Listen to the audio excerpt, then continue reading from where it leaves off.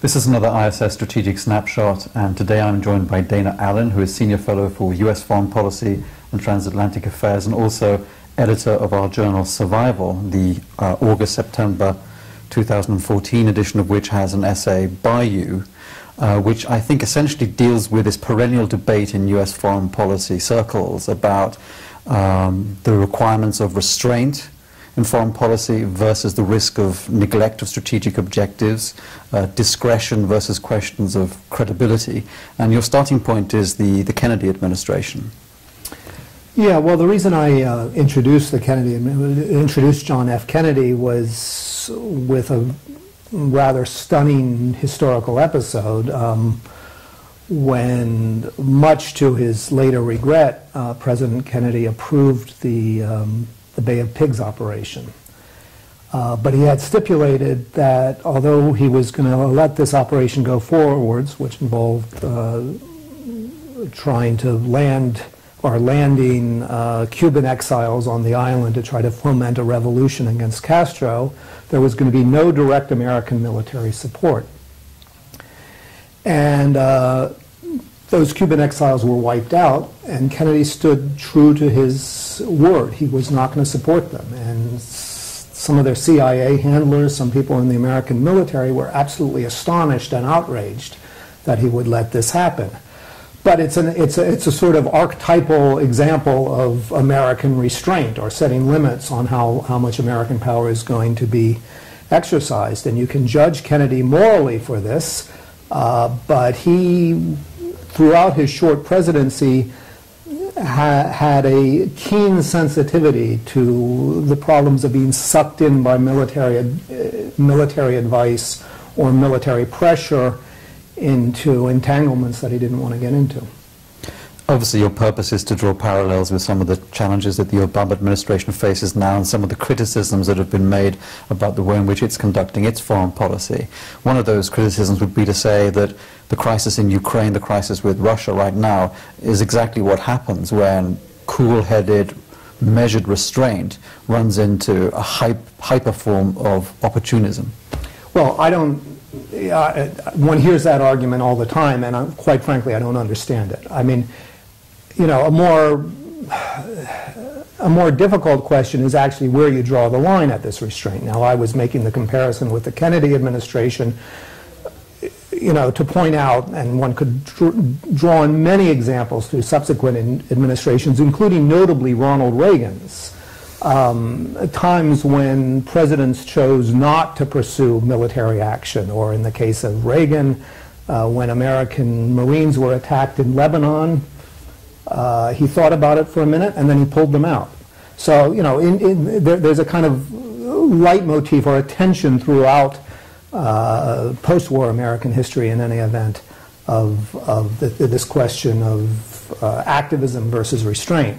And you know, what I'm trying to say is it's an interesting question and a difficult question about whether the Obama administration has overlearned the lessons of the Bush administration's military adventurism. But going back to your question, the notion that what President Putin's actions in Crimea and Ukraine, the notion that these are somehow precipitated by a judgment of the Obama administration or by American passivity makes no sense to me at all. This was a local situation where it has to be said the Russian government, with rather malicious aims and malicious views about this situation, nonetheless had much greater local interests in the fight.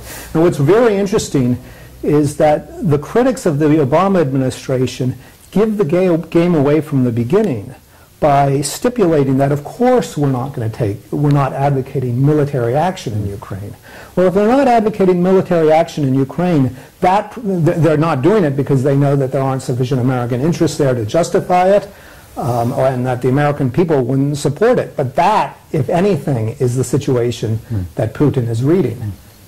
So Exhibit B, which is then brought out in the critics' case, is to say Syria, Another question where military intervention was being contemplated, red lines had been drawn.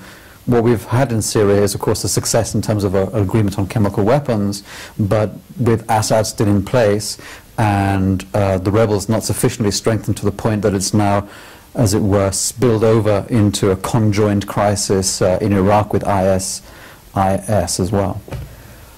Well, I think that the Syria situation is a more difficult judgment because, the humanitarian tragedy and outrage is of a huge magnitude.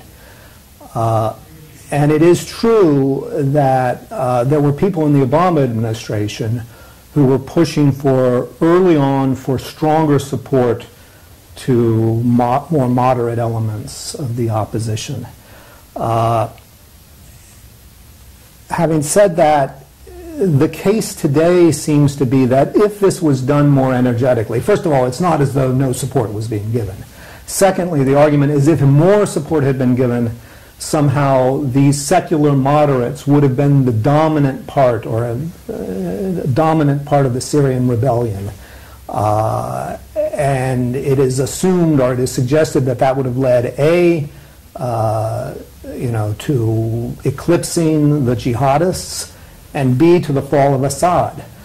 That is a completely speculative counterfactual that actually doesn't make a lot of sense. I mean, the organization, the greater organization and funding and ferocity, in a sense, of the radical jihadist opposition that, as you correctly point out, has now spilled over in terms of energy into Iraq, was almost a given. It was inherent in that situation. And I just, I can't be proven otherwise, but I find it hard to believe that earlier, more vigorous support for more moderate elements in Syria would have made all that much difference.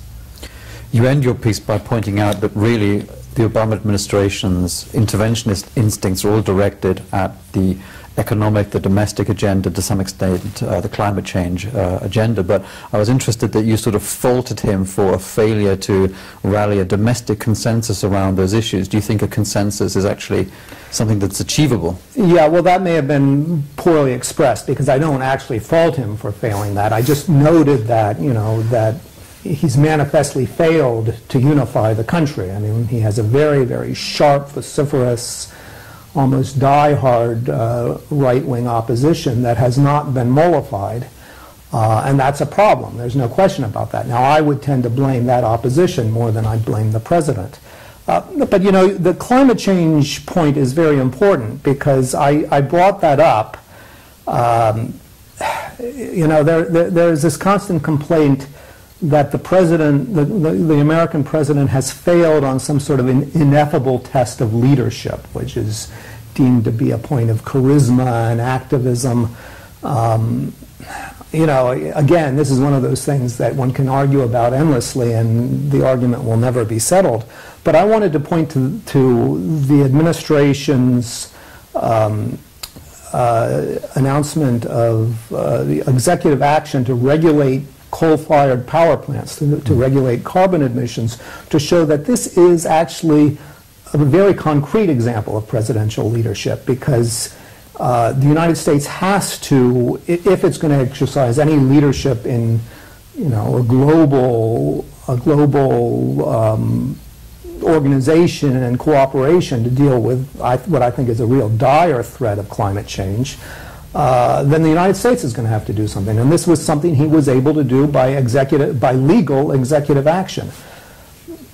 I don't really subscribe to the cult of leadership or the cult of presidential power, but if you're looking for it, this is one place to look. Great. Dana, thank you very much. Thank you.